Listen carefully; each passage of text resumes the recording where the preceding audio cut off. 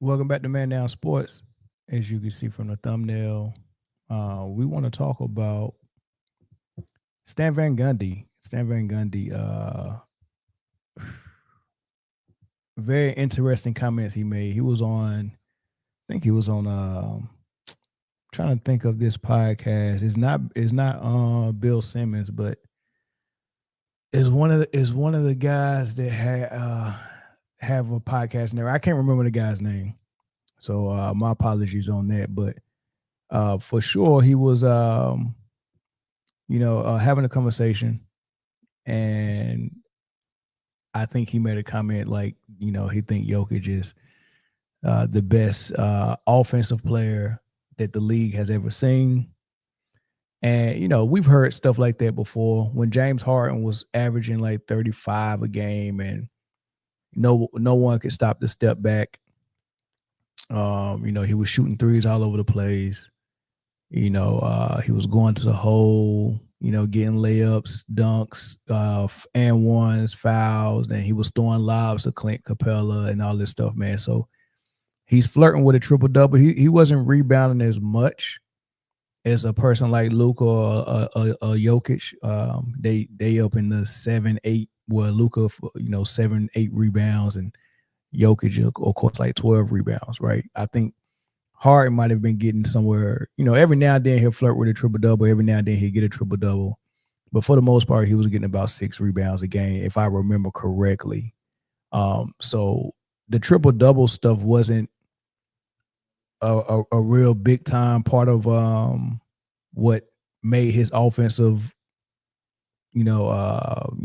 what he brought to the table offensively pop.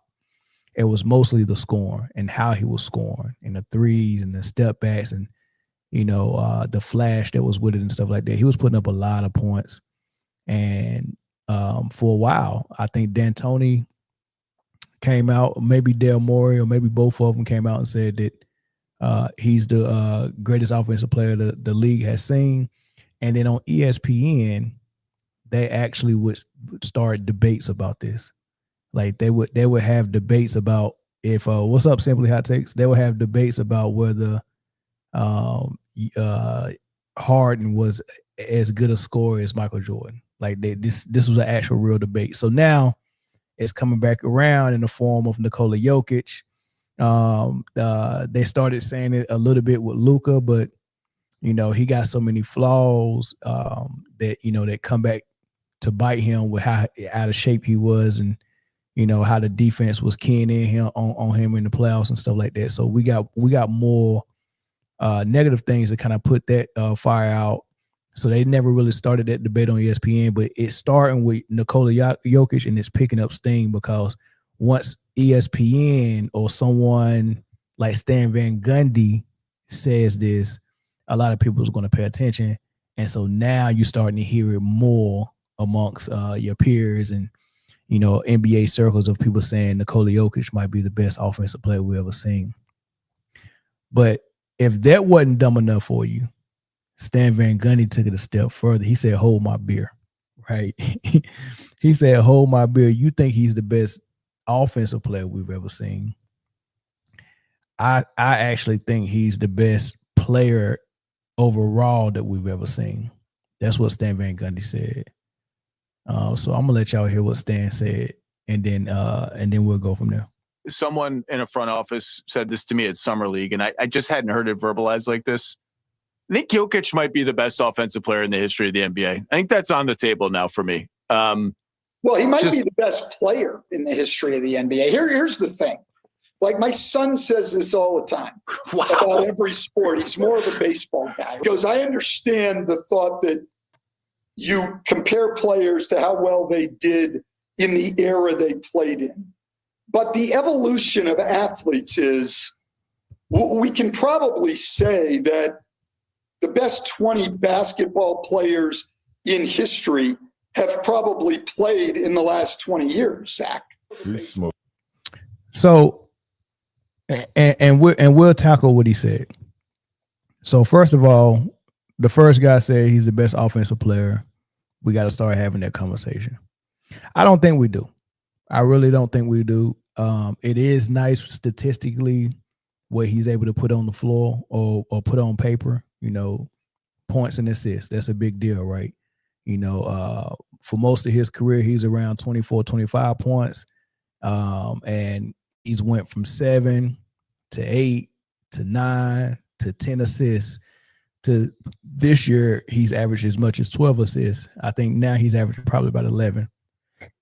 But he had, I think, 16 assists tonight, so they probably jumped his average back up. He might be at 12, right? So, his assists go up by 1 or 2 almost every year. More assists. But at first, when he first started flirting with a triple-double, when his assists went up, his points would go down. This year is one of the first years where his points are up and his assists are up, because he usually didn't average around 30. He would usually do around 24 points a game, and the 9 assists, right? And then he'll go get rebounds. But now he's going to get a lot of assists, and now he's scoring a little bit more where he was early in the season. He's scoring a little bit less the last 4 or 5 games for some reason, right? He's but nonetheless, hey, 25 and 10. Look, I'm quite sure we've seen 25 and 10 in some form somewhere. Like, that's not the best we've ever seen. And furthermore, how can it be the best we've ever seen when we've seen Michael Jordan, right? I mean, let's just go all the way to the top, because they said he might be the best player ever.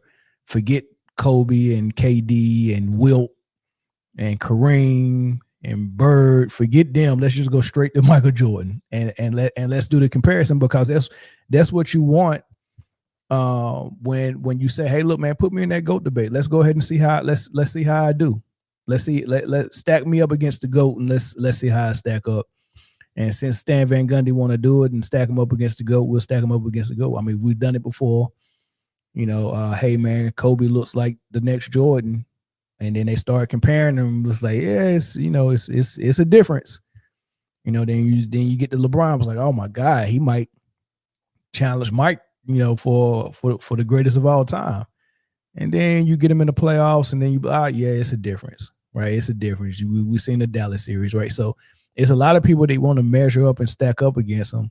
And then once same thing with Harden, he might be the best scorer ever. Then you start adding them up with Mike, and you're like, nah, not so much. But I guess Jokic is the next guy that want to be compared to the GOAT, right? So let's compare him to the GOAT, right? So what is it about his stats that just makes you think he's the best player that we've ever seen, the best player? And when you say best player, at least the guy before Stan Van Gundy was a little bit respectful when he said the best offensive player. That at least makes more sense. That's what they said about Harden, best offensive player, right? And they just basing that on stats is 90% of it. How much stats can you accumulate and record? If you're just doing points and then playing lockdown or the best defense you can ever play, you're not going to get a lot of stats for defense unless you're blocking a lot of shots like somebody like Wemby or something like that. Okay, maybe your stats will stick out. Every now and then you get a Gary Payton or a Jordan who might average, or Dyson Daniels this last season with the Hawks. They might average 3 or 4 steals. That might stick out. But for the most part, defense is something that you can't capture on paper with blocks and steals, because Bruce Bowen, Shane Battier, great defenders, somebody you can put on a great offensive player one-on-one and not have to double. And I don't see them getting a lot of blocks and steals. It's just the fact that they know how to stay in front of their man. Yeah, we live. What's up, Jeff? They just know how to stay in front of their man. And that's the main thing about defense. It's effort. It's will. How it's having a will. It's grimy. It's gritty. Like and you have to take it serious. You can't be casual about how you defend. You have to attack on defense just like you attack on offense. You can't casually defend people. And that's what a lot of people do. They casually defend people. It's just not that serious to them, right? So for the most part, you're not going to be able to just go to points and or go to stats and look at blocks and steals and see who's a good defender. You got to watch the film. But when you're the best player on your team and you're scoring at a high clip, and then you might not be the defensive stopper, because if we're relying on you for points, I get it. We might have another defender like in Shai Gilgeous-Alexander's case. He's a good defender. He's capable of guarding the same people that Lu Dort is capable of guarding. But Lu Dort only concentrates on locking up certain people. So when you split the baby like that, Jordan and Pippen did it as well. Hey, look, I heard Michael Jordan on the bench with Pippen during a timeout tell him, we need points right now. I want you to take whoever they was playing against. I want you to take so-and-so for about 3 minutes, because I'm going to go on the scoring tear, and I need the energy. Like, that's how you selectively do that. All right, look, we want to keep the pressure on him. So I'm going to come off of him for about 3 minutes. I'm going to just drop points to try to take their heart out. You lock him up. I get him a little bit later. Pass him off. That's cool, right? That's a difference between what some of these superstars are doing now, where they're saying, look, I'm doing so much on offense, I don't even have to, like, the other 4 guys on defense, y'all lock up. Let me just be somewhere there, just floating around, right? And then if y'all can't get the stop and it comes down to me making the stop, I can't foul because I need to be on the floor for offense. So I'm letting them get the layup. And yes, I'm talking about Jokic. Yeah, I got to give him the layup because I'm Jokic. I'm important. I got to give him a layup. If y'all didn't stop him from getting in the paint, I'm not about to stop him. Once you get in the paint, it's a bucket, right? And that's what everybody knows about Denver when they play them. Once you get in the paint, it's a bucket, right? So when your best player plays the best defense they can play and they score at a high clip, that's good enough. Those 2 things, right? I would never trade off the defensive end for assists. I would never take my best player and say, we want points from you, but also we want assists from you. So you concentrating on 2 main things. And I think 2 is a lot for a lot of players. So you take the 2 main things on offense. We'll let the other 4 guys cover your slack on defense. Don't even worry about the defensive end. Don't worry about blocking shots. Don't worry about stopping nobody from driving. Just put a good first effort in, and we'll cover the rest. And if it don't work, it don't work. We're not sweating it. We're not requiring that you play lockdown defense or good defense or block shots or none of that. We don't want you to get hurt. We don't want you to get in foul trouble. Just give me the points and assists. And I think that's crazy, because I think everyone should concentrate on 2 things. Let's look at the teams that was very successful. Let's look at the Bulls. Michael Jordan concentrated on scoring and defending. Dennis Rodman concentrated on rebounding and defending. Ron Harper concentrated on running the offense and defending. Scottie Pippen concentrated on being the co-star as a scorer and defending. Right? Luke Longley concentrated on defending and occasional post-ups on offense when they needed it. It's 2 things you concentrate on. Right? And I'm talking about, when I say concentrate, I mean, like, these are the 2 things that I bring to the team that's going to make us great.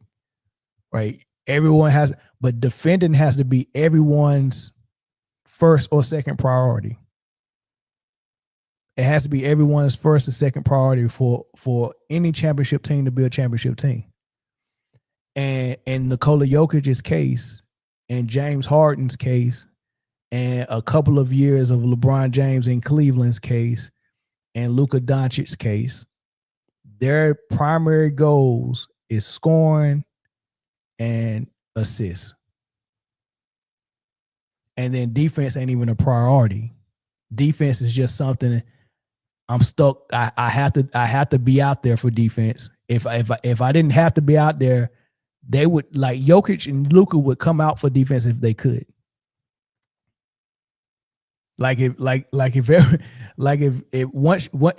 you miss a shot in basketball, if the rules were once the other team gets the rebound, it's a stoppage and you got an opportunity to sub in like it's football.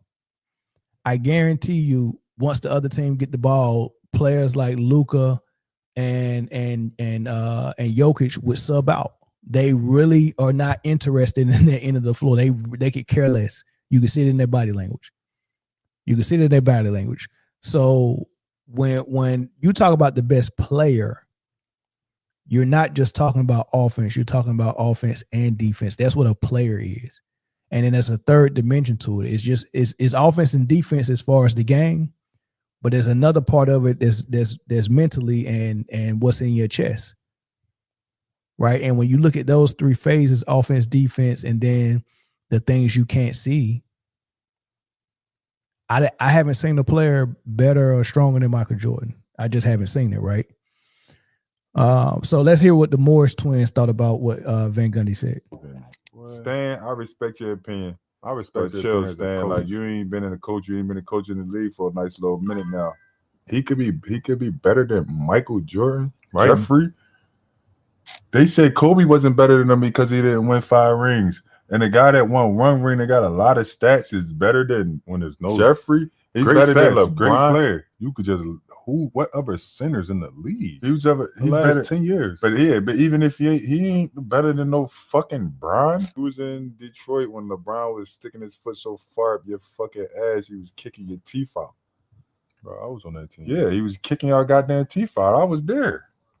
And it was year after year after year after year.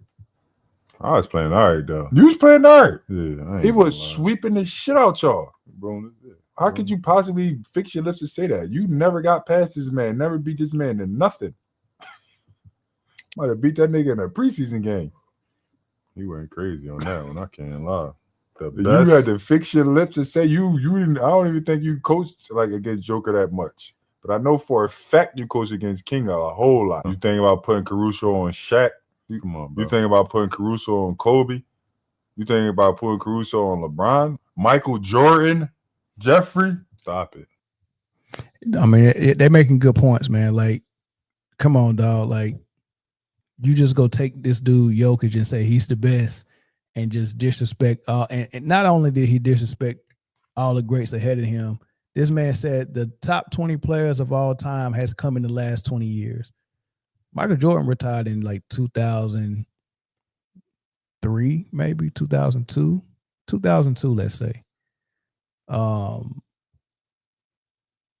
top 20 came in the last 20 years. Michael Jordan wasn't in the last 20 years. You said the top 20 came.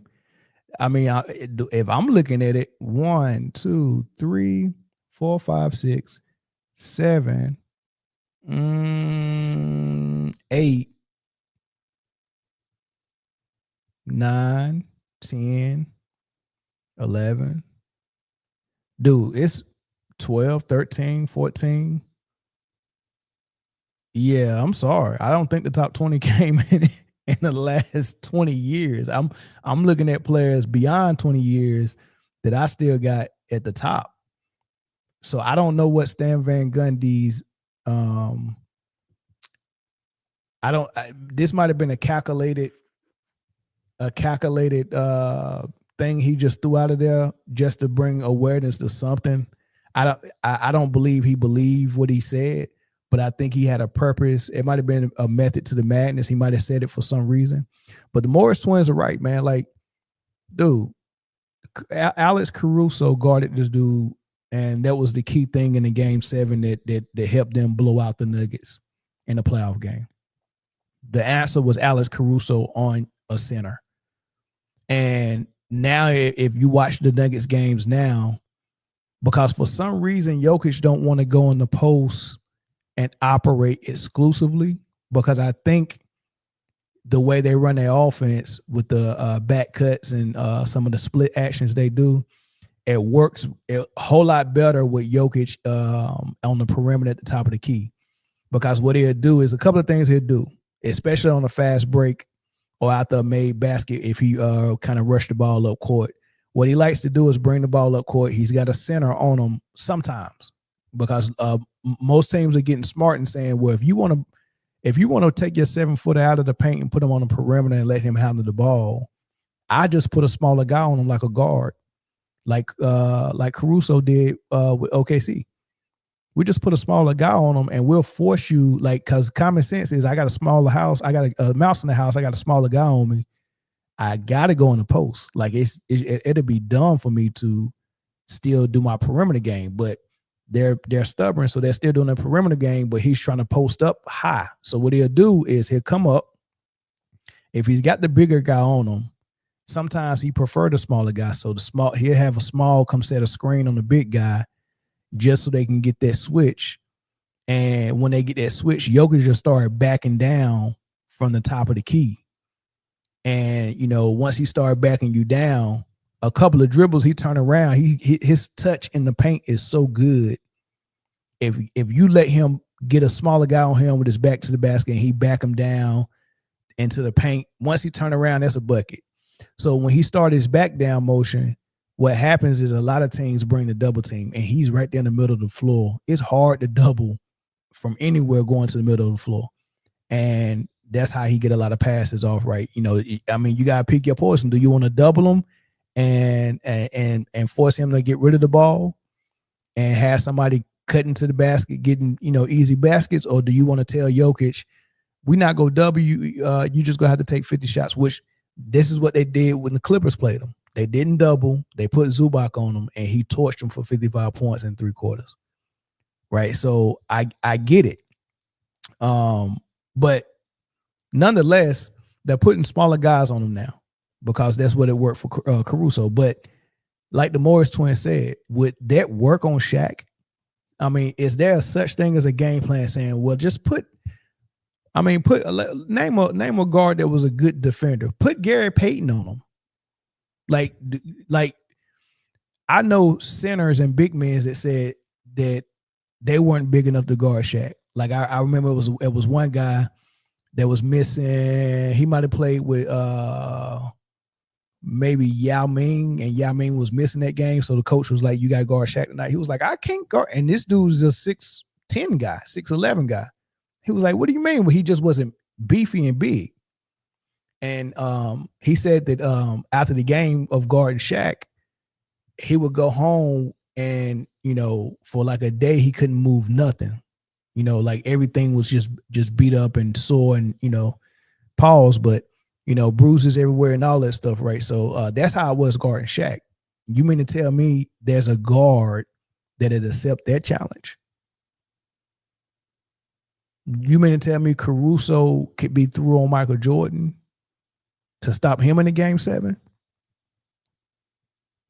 I mean, come on, dog. This is your best, and then we're not even talk about the other side of the floor, right? So he's not even the best center at his position. He's not even the best player at his position, right? It's a long list of guys. It's ahead of Jokic, and then if you add other big men like Tim Duncan and Dirk and KG, I mean, it's a lot of big men that's better than him as well. The defensive end of the floor has to be included, y'all. Like it got to be included. You just can't talk about player and only be talking about points and assists. Like that's it.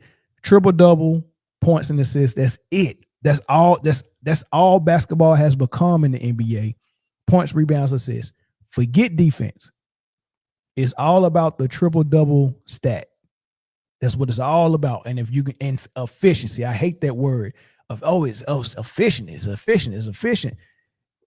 What are we talking about? Win. D up. Play smart. Share the ball. Play in the system. All that stuff. Don't be ball dominant. Like these dudes don't even know how to play the game like that no more. Right. But I do want to play around with some stuff, right? Because I already had this. Because I've been doing the MVP stuff, right? And let me see if I can find it. Here we go. I use this for my MVP stuff, and I just want to take some references from Michael Jordan's first MVP season, right? Since everyone says, because I keep seeing this graphic of Nikola Jokic with his averages this season, right? And I think it's like 29 points, let's say 12 assists, let's say 12 rebounds. Let's say it's 29, 12, and 12. I don't know what it is for real, but let's say 29, 12, and 12, right? And then they have his stats up there, 29, 12, and 12, and then they have a graphic that grab a great player that hasn't done that. But it is always selective of the great player. Like, they won't grab Jordan for the points, and they won't grab Dwight for the rebounds, and they won't grab like somebody like Stockton for the assist, right? You know, so what he does is they grab someone that hasn't reached that height, right? They say, okay, 29 points. Hakeem never averaged 29, right? I think they would say like Hakeem's best season, he didn't average 29. So they have Hakeem's best season and he might average like 28 that year. So Jokic is averaging 29, and they say Hakeem's best season was 28. And then they would have his rebounds and be like, Tim Duncan's best rebounding year was 11. And then they would be like, Jason Kidd's best assist year was 11. You know, so when you look at it, like, dang, so all this great passer, this great scorer, and this great rebounder has never had a season where they average more than Jokic, right? And then they'll be like, oh, wow, that is insane. That is great. And it's supposed to mean something, right? But when you really look at stuff, man, like if you want to talk about great seasons, like you got to go beyond points, rebounds, and assists, and you got to go beyond a selective player, right? So since you want to be compared to the GOAT, we'll compare you to the GOAT. And I'm just going to take the 87 season. That's not even his best scoring season, you know, because 86 and 87, he averaged 37. I'm not even going to use that one. And he had seasons where he averaged 8 assists as well. I'm not even going to use those seasons. You know, I'm going to use the 87, 88 season because that's the first time he won MVP. But when you look at it, he played all 82 games. I think that's important, right? Being available is very important. You know, being there for your team is very important. He was present on both ends of the court in an elite way. How elite was he on offense? Well, he averaged 35 points on the dot. That's elite. Jokic has never averaged 30 points, more or less 35. He's never averaged 30 points for a season, right? MJ has. Jokic also has never played 82 games, ever, right? Never, right? Then he also averaged 3 steals. Jokic has never averaged 3 steals in a season. Never. He's never even averaged 2 steals. I think 1.8. Well, we'll round it up to 2. We'll say 2. But he's never averaged 3. Michael Jordan also averaged 1.6 blocks that year. That's 2 blocks. Jokic has never even averaged 1 block in a season. I think his highest is 0.8. He's never averaged a block. We can round up to 1, though. 0.8 is 1. But he's never averaged more than 1 block. Jordan has averaged 2. So 2 blocks, 3 steals, 82 games. Then he won Defensive Player of the Year, so you know that's already first team all defense. Jokic never got selected for a defensive team. I don't think he's ever got a vote for Defensive Player of the Year. Jordan got Defensive Player of the Year. He also was the scoring leader. Jokic has never been a scoring leader. You get where I'm going with this? So when you really boil down to it, Jokic has never played all 82 games. Never scored more than 2,100 points. Never scored more than 2,100 points. Guess how many Jordan scored this year of that 87-88 year? 2,800. Jokic never even hit 2,100. Jordan hit 28. He's hit 3,000 as well. He's had a couple of 3,000 scoring seasons. So that's not even his best scoring season. He's had 3,000 before too. But 2,800 this year. So Jokic never played all 82 games. He never scored more than 2,100 points. He never averaged more than 30 points. He never averaged more than 3 steals. He never averaged more than 1 block. He never made an all-defensive team. He never won Defensive Player of the Year. He never won a scoring title. He never won the steals title. and he never had a better season than MJ ever. I don't care if he averaged a triple-double. There's no better season than winning Defensive Player of the Year and MVP in the same year, and the scoring title, and the steals title.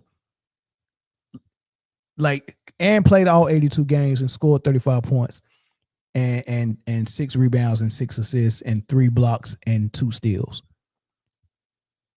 Are you gonna tell me that stat line 35, 6, 6, 3, and 2 is not better than a triple-double? And then you add the defensive end of it? Is somebody really gonna tell me that Jokic has had a better season than that? When he hit 2,100 points, call me, let me know. When he hit 82 games, let me know. Because from what I've seen tonight, he might need a load managed game. He might need some rest. 3 steals, 2 blocks for a guard. 6 assists, 6 rebounds. You're playing lockdown defense. Imagine playing lockdown defense where you're locking down a dude, forcing him into bad shots. On top of pressuring the ball in the backcourt, people bringing it up. They're pressuring the ball. Yes, we live. Pressuring the ball in the backcourt. And then playing passing lanes. And then coming over from weak side, getting blocks. Like, you all over the court like that, where you're getting blocks and steals and pressuring the ball and guarding the best player sometimes. You're doing all that on defense. That's a lot of energy. More energy is expended on defense than anywhere. You're doing that on defense, and it's showing up in the stats as well, right? You do all of that, but still you find somehow to grab 6 rebounds from the guard position when you're guarding good players, and you're all over the floor getting steals, blocks, and stand in front of your man and blocking over the back. How are you getting 6 rebounds? If you put a defender on a good scorer, and that's what they got to do. A lot of times you're doing this, putting your hand in the face, blocking a jump shot more often than you're running for a rebound or boxing out.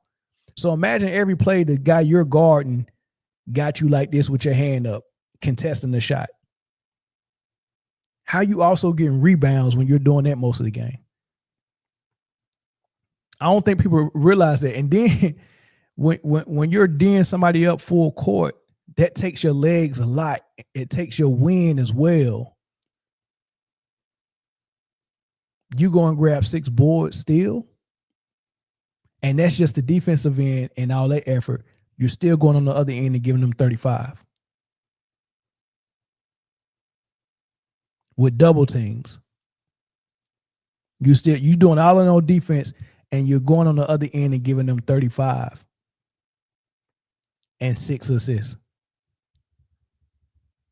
First team all defense, defensive player of the year, scoring title, steals title, first team all defense, MVP,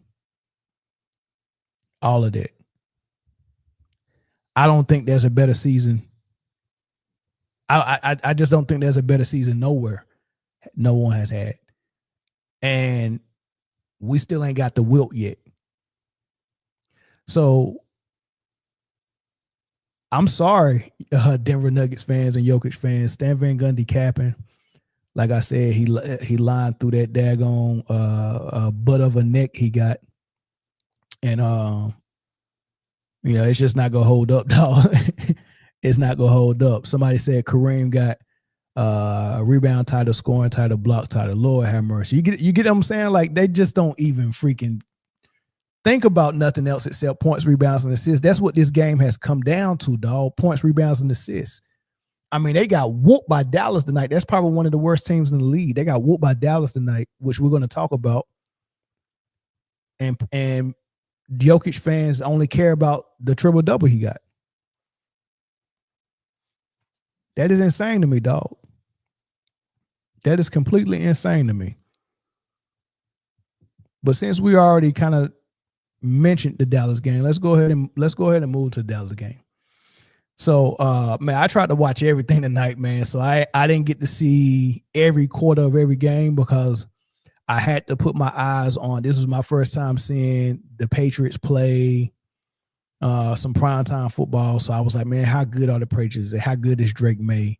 Let me watch that game. But I also wanted to watch Jackson Dart to see him come back from his concussion and see how he was going to perform. And I wanted to kind of grade him the same way I graded Shador and see, where he's at in his progression. So I was watching Monday Night Football, and then I was like, man, as soon as this is over, I got to get to the games because I seen Phoenix was playing Lakers later. Dallas was playing Denver, and the Rockets was playing somebody they lost to tonight. I can't even remember who it was. Sheesh. Dang, who beat them clowns? I can't even remember who beat the Rockets. So I'm like, man, I got to watch all three of these games, right? And when I'm looking at the score, I see that Denver was winning. By the time the football game was over and I get in there, it's a close game. Denver's up 3, right? Then I checked some more scores, and I was like, all right, by the time I found what the game was at, I found the Nuggets game, and boom, the Nuggets are down 3. I said, what happened? So I got a chance to watch like the end of the third quarter and then all of the fourth quarter. Brother, nasty work. As a matter of fact, the last time they lost, when they lost to probably the Kings, I think I went live after, and the commentators were saying one thing, but the post-game announcers, the ones that was in the studio, man, they let them have it, right? And they wasn't holding no punches. They preaching about defense. They're saying the stuff that you're supposed to say. That they're being realists and being real about their team. Just because we like Jokic in Denver don't mean we can't be honest about the team. And he talked about the defense. He talked about Jokic defense, and and it was just real. So the post game, I was interested to hear what the post game people was gonna say this time. They had 2 different guys this time. One was being real about it. The other one was making a bunch of excuses like Jokic fans do. I want y'all to hear this back and forth, and y'all tell me which one you think is being real and which one you think is being fake. Nuggets are dropped to 14-6 overall. As Scott mentioned, 6-4 at home. Dallas improves to 7-15 overall. They're now 3-5 on the road. Ryan Nembhard, one of the stars. Jokic gave it his all, 29 points, 20 rebounds, 13 assists. But once again, the Nuggets defense porous and unable to stop Cooper Flagg, Anthony Davis, and Ryan Nembhard and the Mavs. And they fall. So, for Katie Wingy and Scott Hastings, I'm Chris Marlowe. So long from the floor. Once again, the final score, Dallas wins it 131-121. Now let's head up to Vic Lombardi, Chris Dempsey for Nuggets Postgame Live, presented by Toyota. Well, we were hoping for a packed house tonight because we're giving away a Jamal Murray autographed basketball. But as you can see, a lot of Nuggets fans are headed to the gates. You lose your 4th straight at home. First time that the Nuggets have lost 4 straight at home since Nikola Jokic was a rookie. It's been a while. Yeah, it has been a while. And Vic, what we're watching here is just diminishing returns, right? There is an inflection point when you start losing players in terms of negatively affecting your ability to defend, which we saw in this game, and negatively affecting your ability to play offense, which they scored 17 points on 29% shooting in the fourth quarter. No Jamal Murray on the court, right? Yeah. So, look, this season is presenting some challenges, and it's personnel challenges to the Nuggets right now. And so you're going to get teams like Dallas who are going to come in and try to take advantage of it, and they were able to. So are you saying this is an injury issue? Yeah, I believe it to be an injury issue. 4 straight at home against teams that you should beat, you call it an injury? I disagree with you. Okay. I think it's uninspiring. That's okay. I mean, you got 4 teams that you should have beaten, even with injured players. All 4 teams.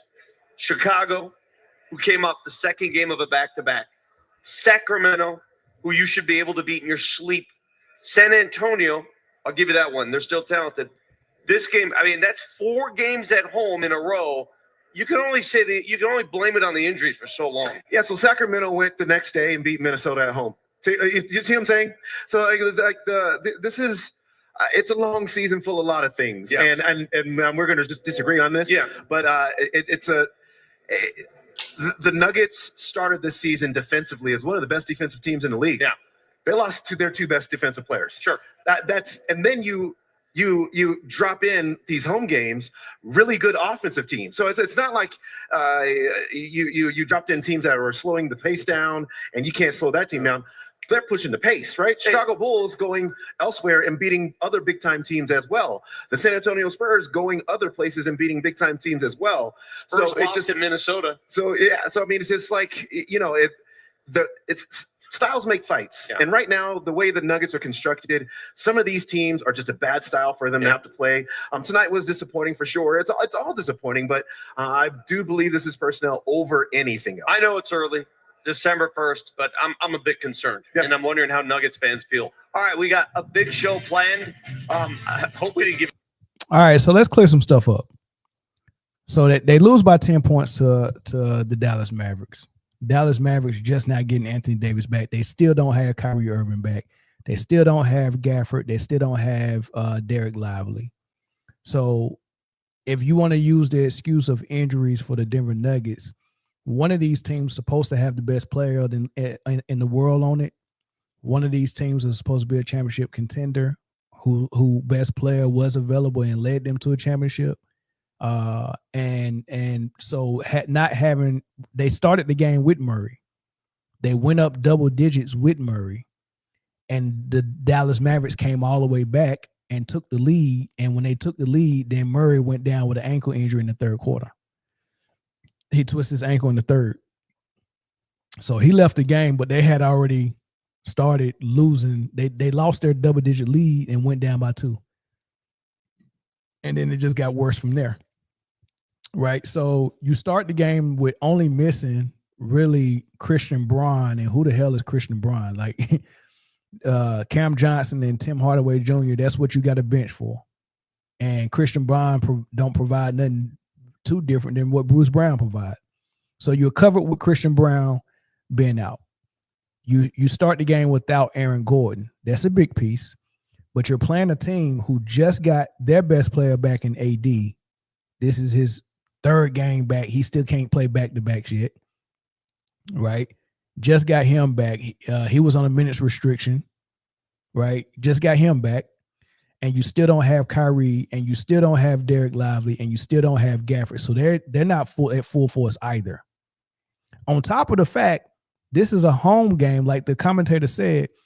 I'm not giving them out with the injuries and giving them an excuse. This is 4 games in a row that you've lost to teams that you're supposed to beat: the Bulls, the Kings, the Dallas Mavericks, and the San Antonio Spurs. San Antonio Spurs, when they played you, didn't have Wemby. The Bulls, when they played you, was on the back end of a back-to-back. So they had a game the night before that went into overtime. So you got them on the back end of the back-to-back, and you couldn't beat them. And it's not just the fact that they beat you, it's the fashion they beat you in. Putting guards on Jokic, turning him over, and then on the defensive end, they're driving it right to him in the paint, and they're just getting whatever the hell they want. Layups, floaters, it's whatever they want. The paint is just a playground. Anybody can get in there. And they did the same thing tonight. They went at them. They got layup after layup. Anthony Davis was able to get whatever he want. It's nasty. So the guy's right. Like, dude, you can say the injuries all you want to, but what I'm watching is not good. Yes, they did start out as one of the best defensive teams the first 5 games of the season. They was top 5 in defense. But they've been free falling ever since then. They're number 1 in offense of rating. They're scoring the most points in the league. The offensive rating is sky high. Number 1. That's what Jokic is about. Notice whatever the best player is about, the entire team takes on that attitude, and it starts to show on the court and on paper. Denver is a great offensive team. They're top in assists and points scored. Jokic is top in assists and points scored. That's what he brings to the table, and your team reflects that. But he is not it on defense at all, and neither is the Denver Nuggets not it. On the other hand, everything that SGA stands for, OKC stands for. Offense and defense. Playing the right way, sharing the ball, team ball, all that stuff. He preaching the right stuff. It's almost like the Three Little Pigs movie. You go build your house out of brick or straw. And I think triple-double basketball and offense is straw. We've learned this from Steve Nash. We've learned this from Phoenix Suns and D'Antoni's system, Harden, D'Antoni's system.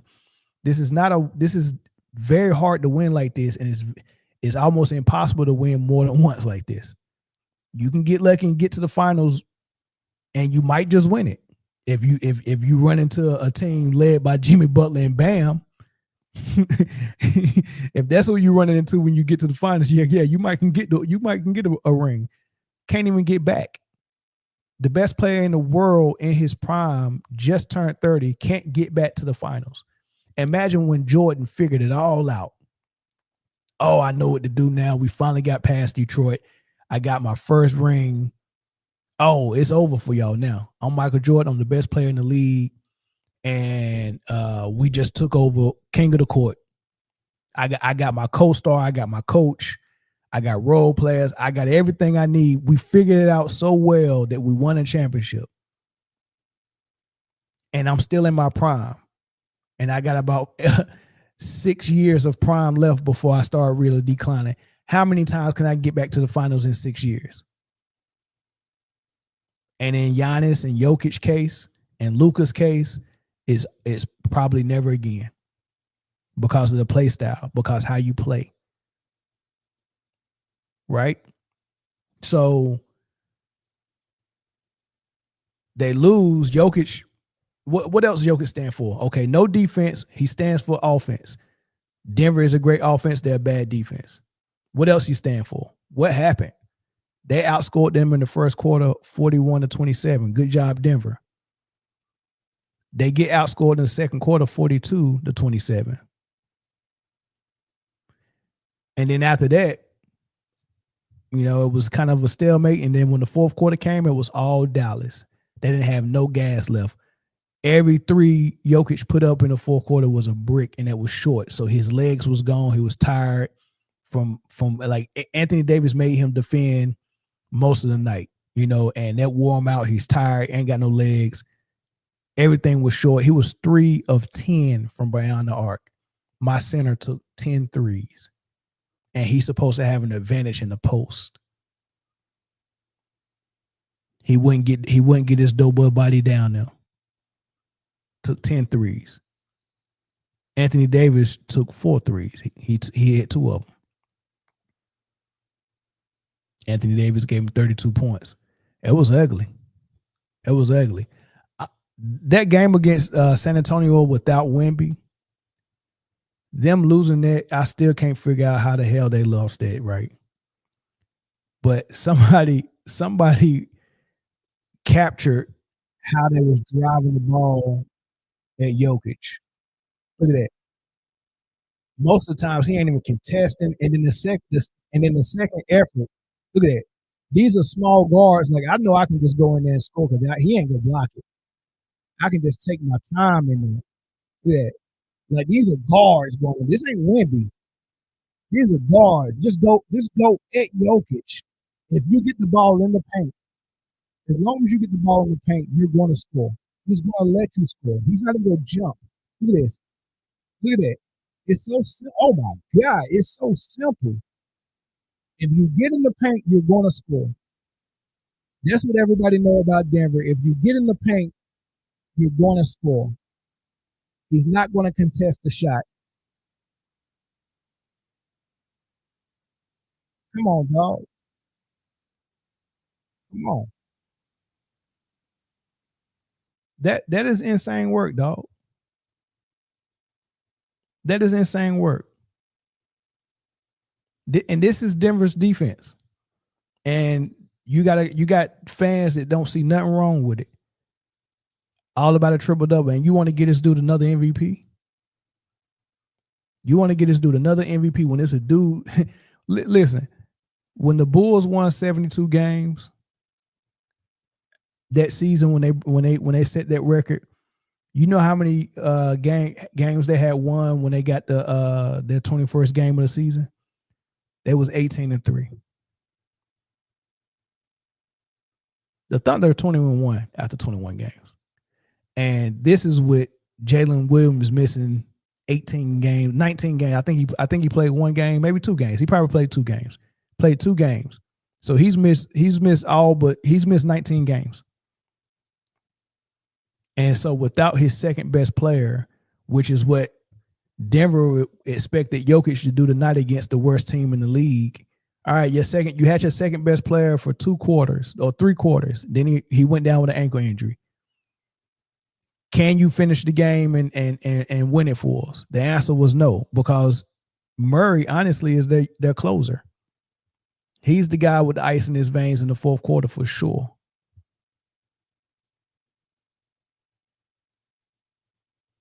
And he can't even be a real point guard because Jokic is the point guard. He can't even play his position. Right? So he goes down. Cam Johnson is not Michael Porter Jr., so he can't take over. Michael Porter could at least took over if you needed him. And then Aaron Gordon guards the best player all the time. Didn't have him, so relying on your best player, which is Jokic, he can't give you nothing on defense. He's not going to stop what's going in the rim. So you don't have Aaron Gordon to guard a good offensive player and stop him from getting to the paint easily. You don't have Aaron Gordon to do that. So now what happens when you get to the paint? Jokic is there, and Jokic, can you do what Wemby do and block shots? No, I'm letting everything go at the rim. Did you see his effort in the paint? Whatever happens in the paint, it's like Vegas. Whatever happens here stays here. Yeah, you can come down here and fuck Jokic for all he care. He ain't gonna put up a fight. Come down in here and paint and do me dirty. Throw both my legs up. I'm giving it up out of both draw legs tonight. And that's what it is, man. You know what I mean? That's what it is. May I have this dance? They just running at Jokic. Somebody is calling the phone. Phone lines are not open, but somebody is calling. Jones, man, I know you didn't put your phone thing up. I sure didn't put the phone number up, man. But what's good? What's your thoughts, man? What's good, man? Real quick, I feel you on Denver and on Jokic, and I sit back and laugh. The other day I was doing a live on TikTok when my man Speed Carter, and dude is in there saying, "So you telling me Jokic wouldn't dominate the centers in the 90s?" And I was like, "Okay, dude, how many grams did you put in that pipe?" I mean, seriously. Okay, here's Jokic, bro. Jokic is the epitome of that Sinbad commercial. Oh, I got my boy right here. You know, he the crazy point guard on my left, and I got Slim here. Hey, yo, Slim, show him that 2-inch vertical, brother.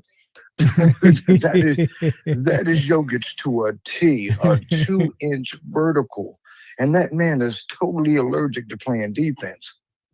Yeah. I mean, he've heard his name be praised so much for the triple double. Same thing with Luka.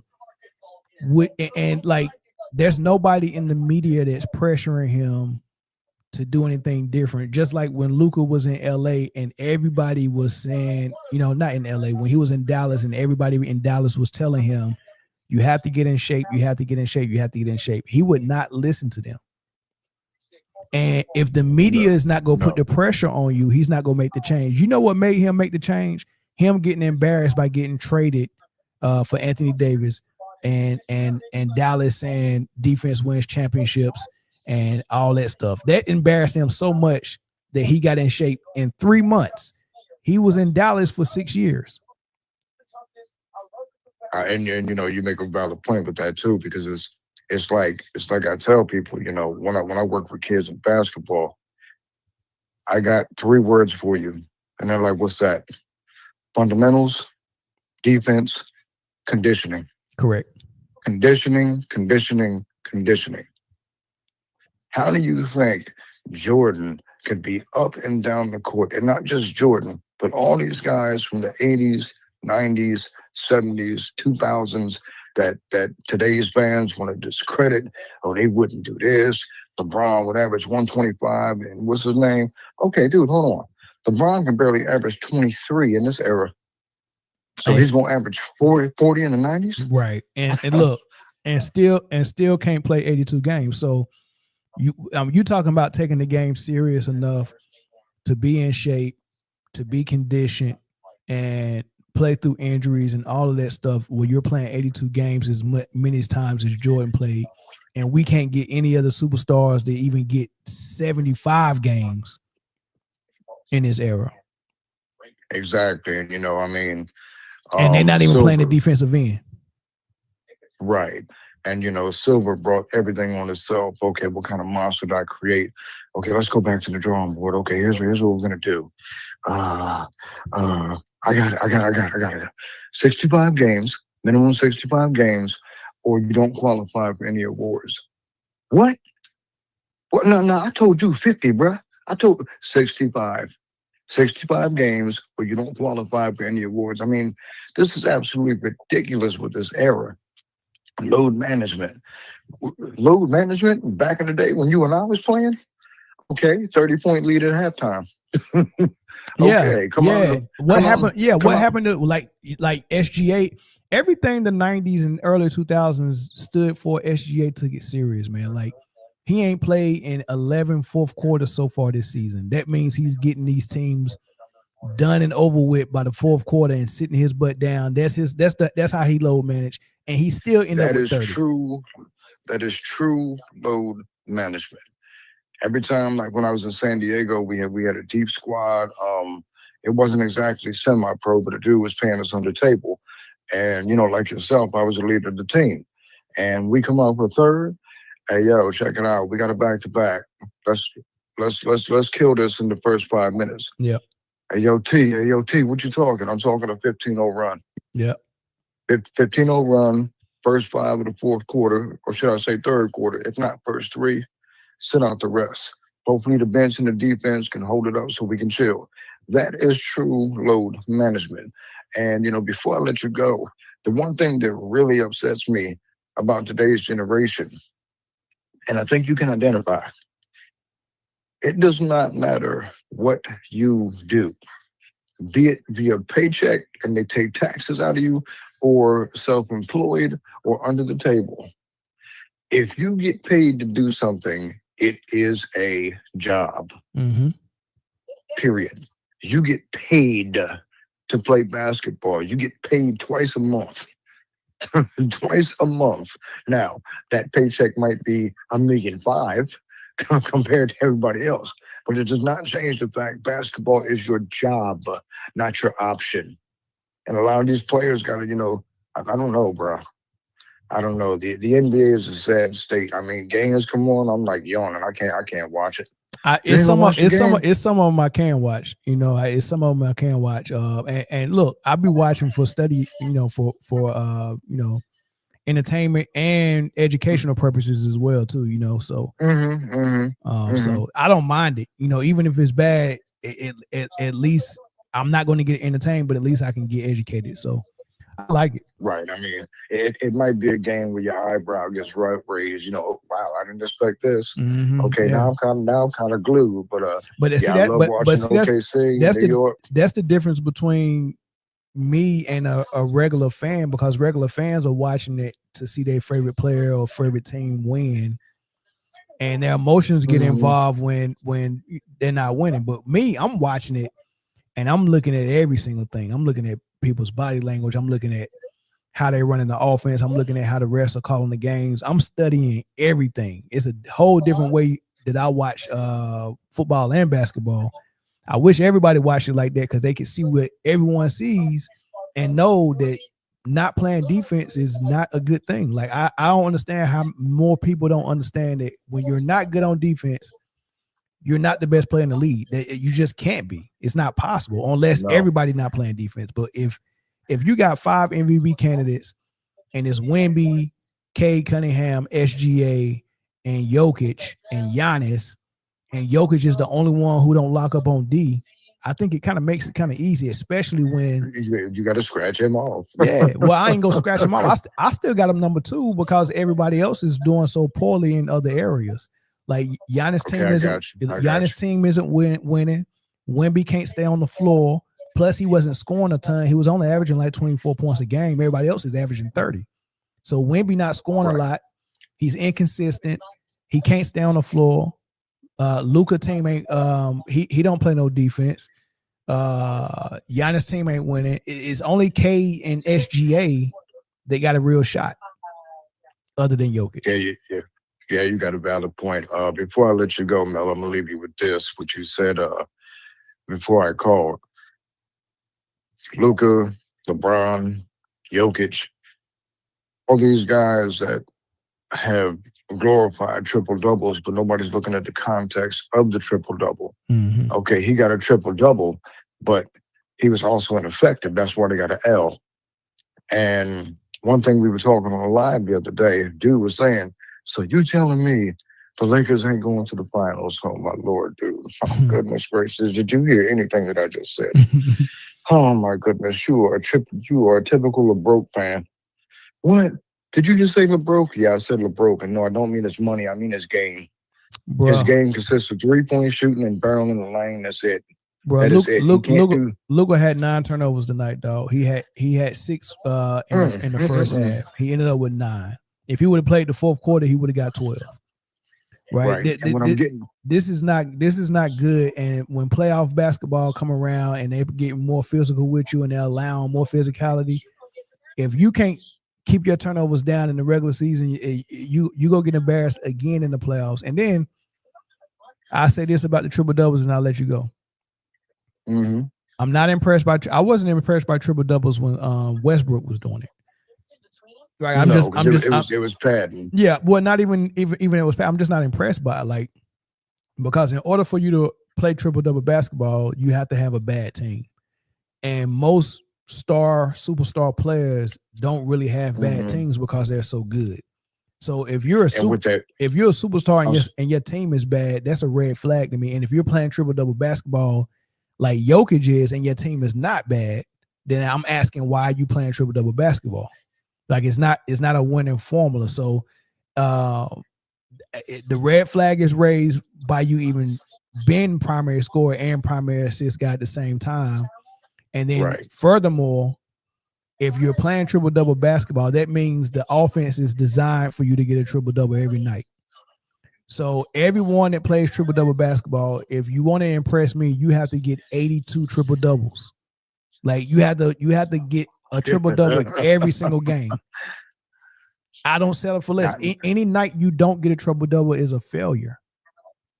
If you're going for triple doubles, I need to see one every night for 82 games, and then I'd be impressed. I like it, high standards. I like it. Just like me. And it's like I tell my kids when I'm on the court. High standards, because that's what I bring to the table. High standards. Why do you think you just saw me execute that post maneuver 10 straight times? Why? Well, you made it every time. I made it every time. My footwork was off 3 times. My jumper, the 2 of them barely went in. My mechanics were off. I wasn't squared to the basket on 3 of them. You weren't paying attention to none of that. You were paying attention to the shots going in. I made 10 in a row. However, 4 of them should have went in. 6 I should have never made. But those 6 went in, because of control, my upper body, watching Jordan, adjusting to where I am and reacting. Even though you notice I was reacting hard, right? He was like, like somebody was actually defending you. Thank you. Like I was getting pushed, like the 90s. I was getting that forearm in my ribs, my back. I was getting that hand check. Refs can't see it, and even if the refs did see it, okay. Is he going to score out of this position? Okay, damn, he won that one. That was some tough-ass defense, but he won that one. That's the generation I come from. generation you're in now. Yeah, somebody does that, you just stop playing. You just drop the ball looking for the call.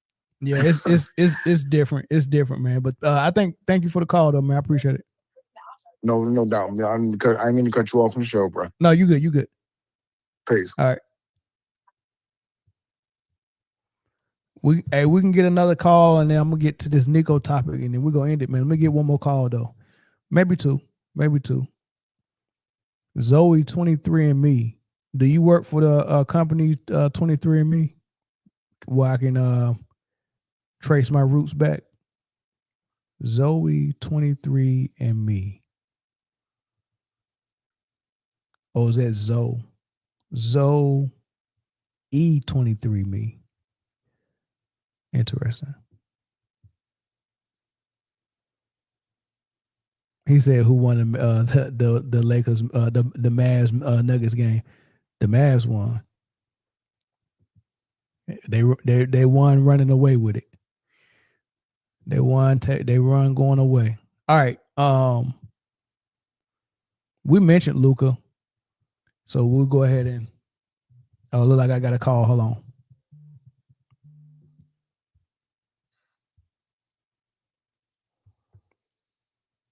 Caller from St. Louis, what's up?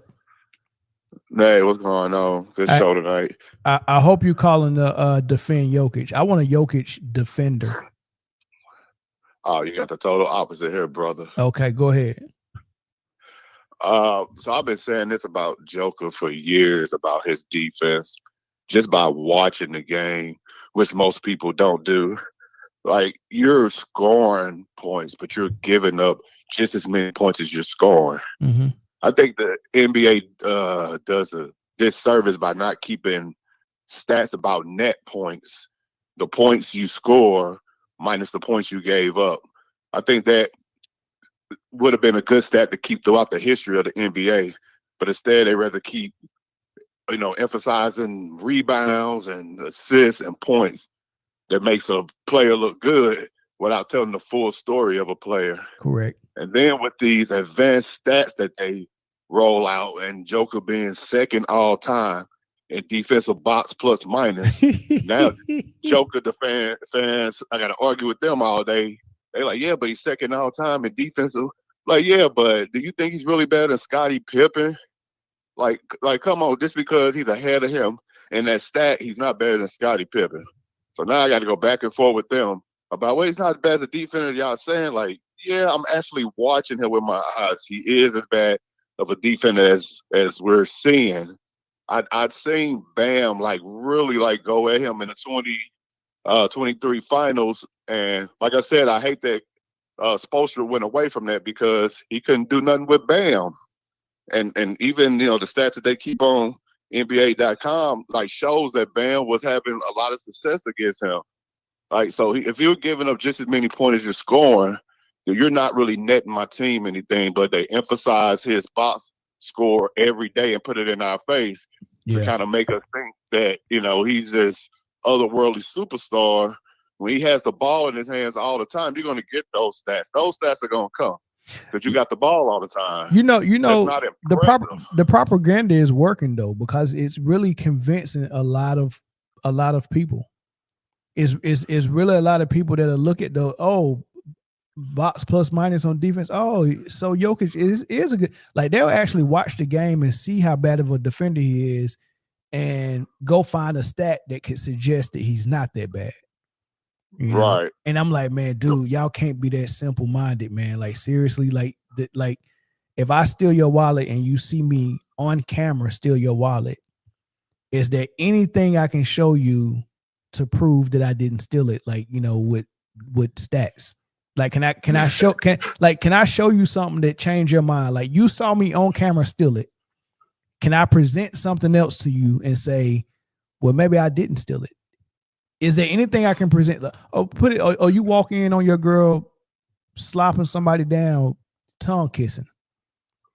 Is there anything that she can present to you statistically that prove to you that you just didn't see what you just saw? Right.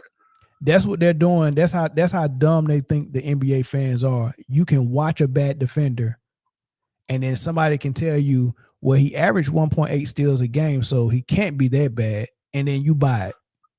Like you bought it. Deflections is what I'm hearing. Like the man just like reaching out and touching the ball that may deflect the ball. Like, oh, look at this deflections per game. Like what's the deflections per game stat? I've never heard it. And it's crazy because that's how he plays defense, by reaching. Yep. Right. Everybody that's blowing by him, he'll either, if he can't get close enough to you to bump you with his stomach, he's just gonna let you blow by and he's gonna reach out. If you reach out 50 times a game and you get 1.8 steals a game by reaching out 50 times a game, you giving up 50 blow-bys and you're trading it in for 1.8 steals. Exactly. That's why I hate when people look at just those pure stats. Like Kevin Durant averages more blocks per game and steals per game than Bruce Bowen, but he's nowhere near a defender that Bruce Bowen is. No. Because Bruce Bowen's job is to defend on the perimeter. He's not going to get those good stats that represents how good he is. Right. And I have these debates with people all the time, and it just drives me crazy that everybody, I guess when I started debating these groups, I assumed that everybody knew basketball, and that's why I made my first mistake. No. So I'm having basic debates with people about things of this nature. Bro, you'll be surprised how many good basketball players don't know basketball, right? So I'm finding, it's a lot of things that got to go with you being able to have these type of conversations intelligently. Number one, the best thing you got to have under your tutelage is, did you play the game? That's number one. Number two, are you an intelligent person?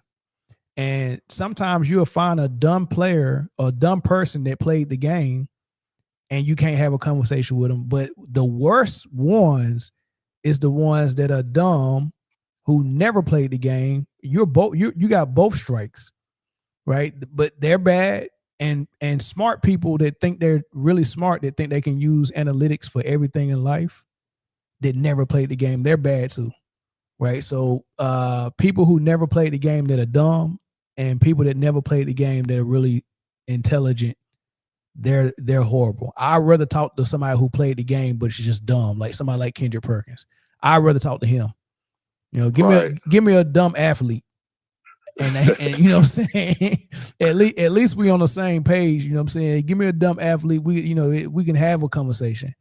Man. Yeah. But it seems like Kendrick Perkins don't have any. So he said the first thing that comes to his mind without thinking about it. So it makes it authentic with whatever he's saying. Yeah, but he's a ogre though. Like he's a big man who didn't make his money by getting in the gym and putting up 200 jump shots a day and knocking them down and going into his bag doing skill work and stuff like. So he didn't play the game on a highly skilled level.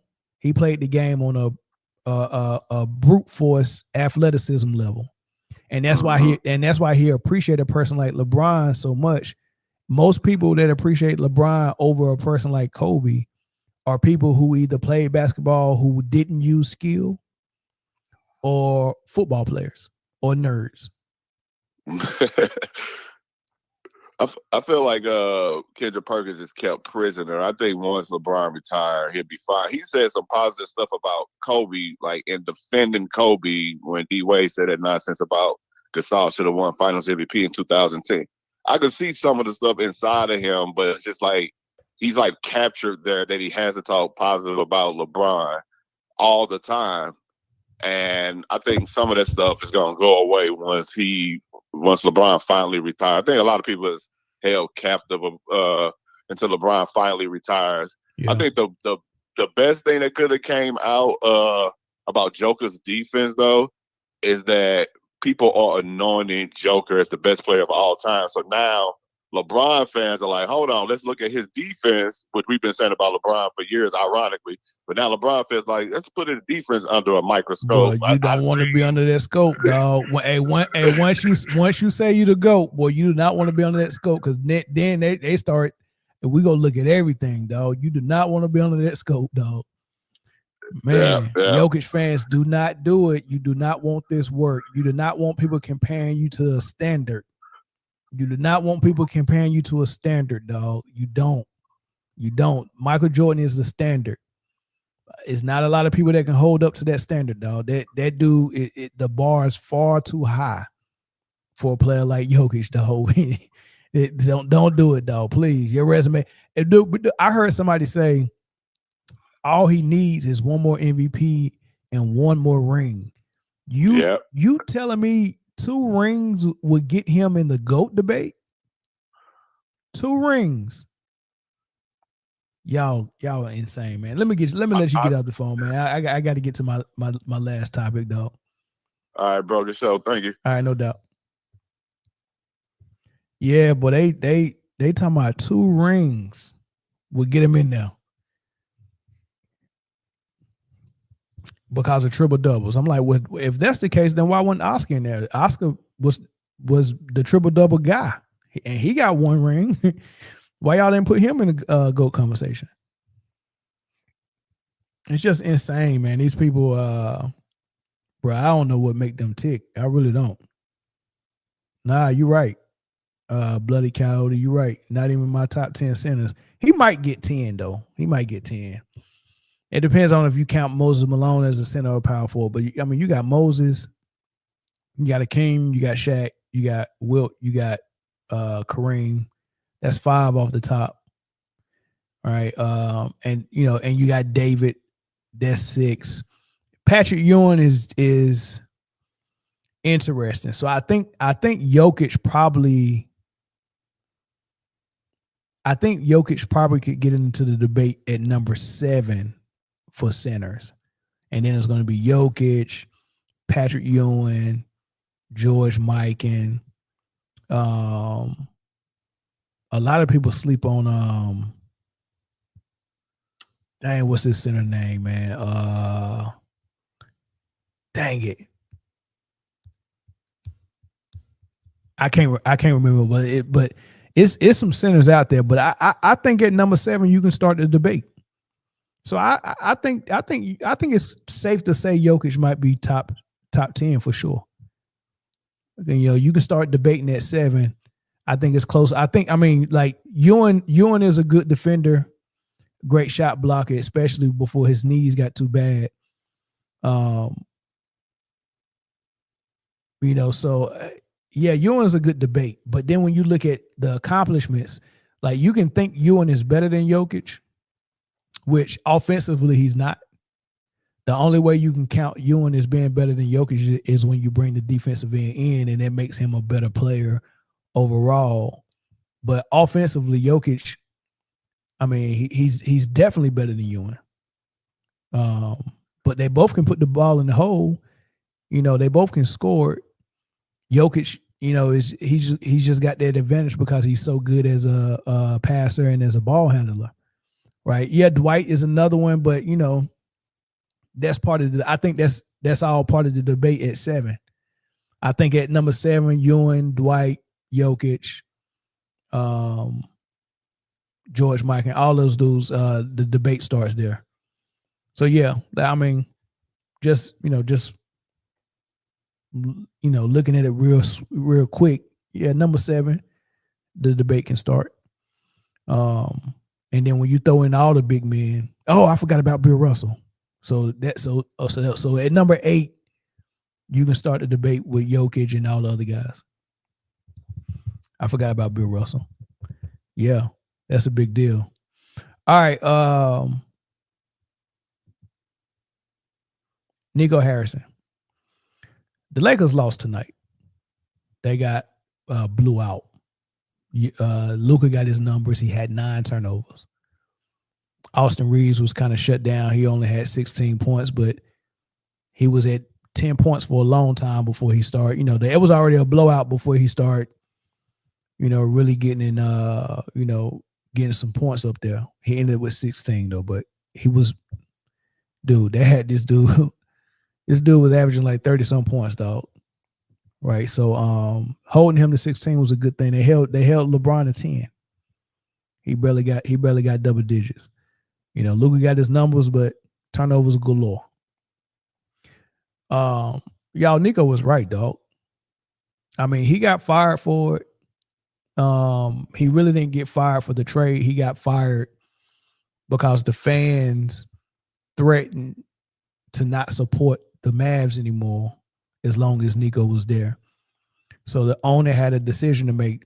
Do I want empty seats in my stadium every home game for this season just so I can keep Nico? Or do I want to go ahead and give them this sacrifice in hopes that they reconnect back with the Mavs now that Nico is gone? And so that's what they did. But Brandon Haywood was talking about it, and he said there's no way Nico could trade Luka without everyone being on board with it. And he said he called the game in Dallas, and after the game, he went to talk to a lot of people in the organization. And he said he never thought it was that bad to where nobody he talked to around the organization had anything good to say about Luka. Listen to what this man said. Didn't move Luka without a lot of people in the Dallas organization either thinking that was a good move or they wanted him moved himself. The year before that, I went and I called a game in Dallas. I've never seen an organization have a generational player that disliked him that much. So everybody I talked to, they didn't speak highly of Luka. I talked to people from the support staff to the coaching staff, the front, like everybody around. It was just, yeah. I'll never forget. I was talking to somebody. I said, "Man, y'all might have the MVP this year." And the response was one that I never thought I would get. They said, "Gosh, I hope not." I said, "What?" Wow. They said, "We can't get him to listen to anything we say now. If he gets the MVP, no telling what he'll do." Whether it was the work ethic, whether it was showing up out of shape, whether it was how certain people were talked to, there were a lot of people in that organization that didn't agree with how he went about his day-to-day business. And so when Nico made that trade, there were a lot of people that actually liked it. He said when Nico made that trade, there was a lot of people that actually like it, all the way up to the owners, I believe. And he said that, you know, what they didn't like about him had to do with his conditioning, showing up out of shape, the way he talked to people, the way he didn't listen to authority, and all of that stuff. And every bit of that was on display in the playoffs last year. Not last year. The playoffs year before last when they went to the finals and lost to Boston. All of that was on display, right? Because when Boston put that pressure on him in the backcourt, it showed you how bad his conditioning was. It showed you how out of shape and overweight he was. And then when he wasn't getting his fouls called, all the whining and pouting and talking to refs and cussing refs out, and then losing the ball out of bounds and falling, and then telling J Kidd to challenge it, and J Kidd was like, get up, not challenge it. And he fussing the entire bench and J Kidd out during the finals because they wouldn't challenge the call, the out of bounds call of the ball that he just lost because he couldn't handle Jaylen Brown's pressure. He fussed out Jason Kidd in front of millions of people on the biggest stage of NBA and just made him look small, like insane. Before the finals started, when they won the Western Conference Finals, and he had a celebratory beer in his hand, and Michael Finley, who was the assistant GM, had to walk by and grab his beer, take it from him, and go the other way. For whatever reason why he took that beer, maybe they had some type of agreement that he wouldn't drink during the season because that's the reason why he was so overweight, and maybe drinking was a problem. Or maybe he just didn't want that image for his star player that is due for a Supermax next year. Like, how we go sell your image drinking this beer like this? Like, you know, at least hide it. At least hide it, right? So he took it from him. And he rolled his eyes like, man, what is he doing? Like, I know that's not the first time somebody done said something to you about your drinking. You think that changes because we won the conference finals? Right? There's another sports caster that runs a podcast called PB Sports Talk. I think he's in Texas.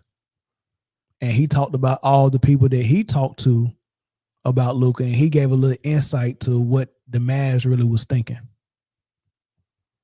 Luka Doncic was due or about to be due a super max contract, 5 years, $345 million, folks.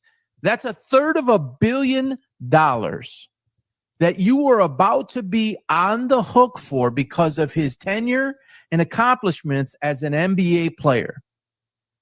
You had a one-dimensional Luka Doncic. You had an overweight Luka Doncic. You had, by all accounts, a heavily drinking, a heavily smoking Luka Doncic. You had a whiner in Luka Doncic. And so Nico Harrison in Dallas was forced with a decision. Do we want to commit to this man to be the leader of our franchise for the next 5 years, knowing that we have A, B, C, D, E, and F challenges going on? And can we take the performance of said individual? Will it outweigh all of this? I think everybody that was, maybe not the Dallas fans, but everybody from the outside, I think, including myself, got frustrated watching Luka Doncic play for the Dallas Mavericks in that he was constantly complaining. It was constantly an issue. It became constantly about him. This is what people in Texas and Dallas have been saying for a while. I remember when JaVale McGee was on the squad and Theo Pinkston was on the squad. This is before Kyrie Irving showed up. Theo Pinkston, JaVale McGee, a couple of other dudes. Dallas Mavericks wasn't doing too hot. What was going on? They were several team meetings. This is McMahon, who reports for Dallas, giving this insight. And he's saying there's a team meeting that happened. And during that team meeting, several players, including JaVale McGee, a champion, Theo Pinkston, a good vet. I can't remember who the other, it was two other guys, and I can't remember their names. I did a show on it. But in that team meeting, they looked Luka in the face and said, we do not like playing with you. We do not like playing in the offense that you lead. We do not like playing with you, dog. We just don't. Nobody wanted to play in that system where Luka does everything and they just stand around. Rick Carlisle didn't want to coach it.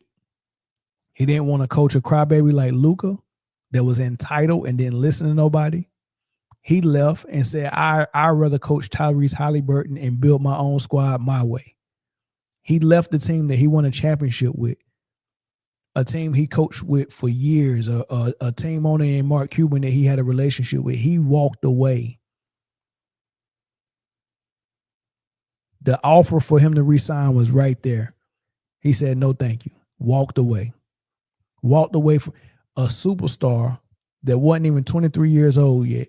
Rick walked away, and he's happy for it, and his hair not gray. JJ Redick hair already gray dealing with LeBron and Luka. Hair gray as hell. Rick Carlisle over there looking good and young over there. Get rid of the headaches, dog. Get rid of the headaches. Don't just trust your instincts and your gut. Follow your gut, dog. If it's too much, hey, look, I gotta go, dog. This dude, he gonna mess around and have me in the hospital somewhere. Like Ty Lue was in the hospital dealing with LeBron. Man was in the daggone hospital dealing with a player, man. That is insane, dog. Insane. Kobe Bryant was wearing Phil Jackson out the first time too. That Phil Jackson needed a break. Then wrote a book about Kobe. telling the world all this selfish stuff about Kobe, and then him and Kobe had to repair their relationship before he got the job back and came back when Gasol was there. And then after that, Kobe was way more mature. He went from number 8 to number 24, and the rest is history. But something's got to be done. Phil had to leave, and people with the Dallas organization was trying to sound the alarm. Rick Carlisle walks away. Porzingis frustrated as hell playing with Luka in that system. He wanted to be traded. Get me out of here. He went to the Wizards to get away from Luka. That's basketball Siberia. Shout out to Jokic. That's basketball Budapest or Djibouti, Africa, or something. I mean, it's something. It's somewhere you ain't trying to be, right? He said, "I go here to get away from Luka." Jalen Brunson was like, "I'm going to New York, dog. This jump for the birds, man. Ain't no way I'm about to say sit over here in the corner and watch Luka dribble the air out of the ball and then throw me a grenade with 5 seconds on the shot clock so he can get an assist. Absolutely not." And he fattened out of shape, and that's our team leader. Brandon Haywood said that these dudes said, we hope he don't win MVP. First and foremost, him getting to the finals, how long he was with the Mavs and making first team and all that stuff, that made his supermax real crazy. If he would have got MVP, I think his supermax would have even been even more. 375 mil is a lot, though. It's a lot to give a player that don't listen, who fuss everybody out, who think his head coach ain't got no say so, and he can tell his head coach what to do, who can fuss at the referees like they kids.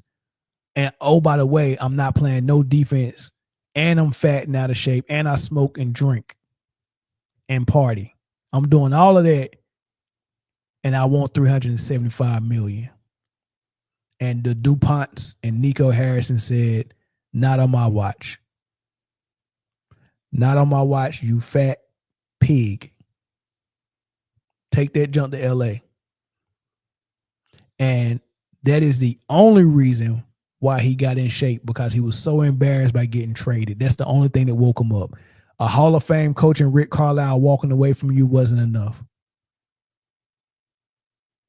Porzingis asking to leave you wasn't enough. JaVale McGee as a champion telling you we don't like playing with you wasn't enough. Everybody who had a problem with you, Dallas just got rid of or let go. Jalen Brunson walking away wasn't enough. Everybody who had a problem with the Luka Doncic offensive system, they voiced their opinion, they voiced their disgust, and then eventually they got shipped out or benched. So Dallas and Mark Cuban and whoever else was choosing Luka over everybody who kept sounding the alarm.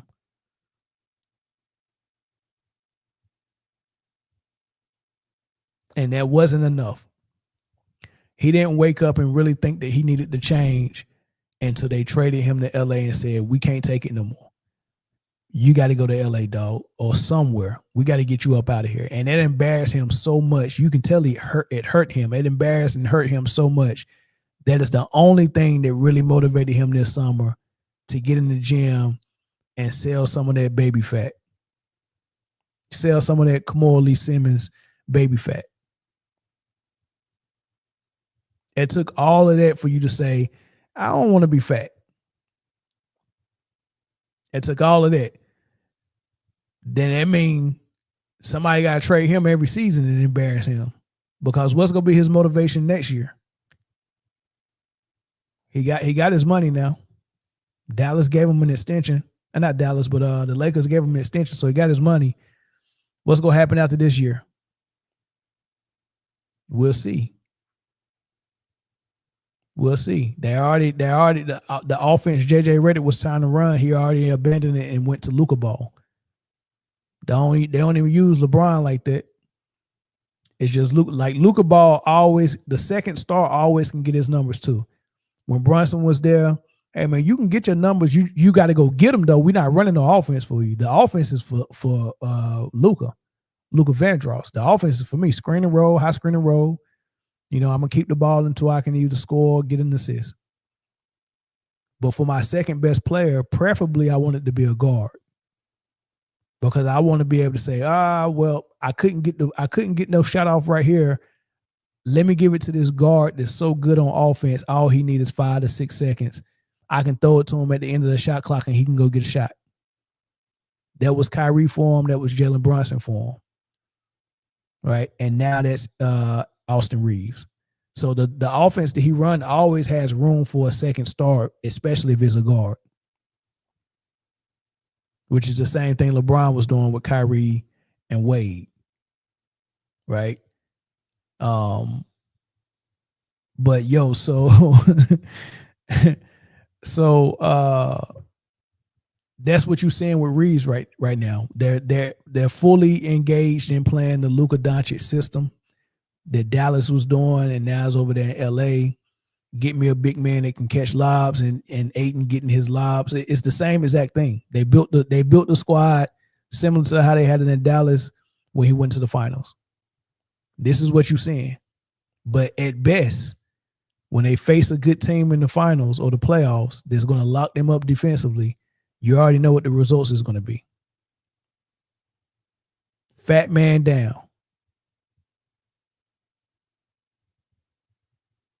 Luka Vandross pouting all over the floor, foul trouble, just getting absolutely destroyed. Do you remember that? Y'all see that meme with the little white girl on the couch and all them BBCs behind her with no shirt on? That's how it be when Luka get in the playoffs. It always be a whole bunch of good defenders on that casting couch behind him while he's sitting on the couch smiling, ready to be BBC. That's what's gonna happen in the playoffs. Somebody go BBC that man. They call him Superhead. But that's my 2 cents though. Nico was right, dog. Nico was right. It is what it is. All right. Bedtime. Catch y'all later, man. I'll probably do another live tomorrow. The Warriors play OKC. That's gonna be good. Warriors without Steph. That's gonna be very interesting. I'll probably be talking about the Warriors and Steph tomorrow. Probably do a little bit of MVP update. I think Boston plays maybe the Knicks. Maybe they play somebody in the East, but I'm more interested in that Warriors OKC game to see how that is. But appreciate y'all for tuning in to a late one tonight. I try to go a little bit early tomorrow, but other than that, I'll catch y'all on the next episode. Peace.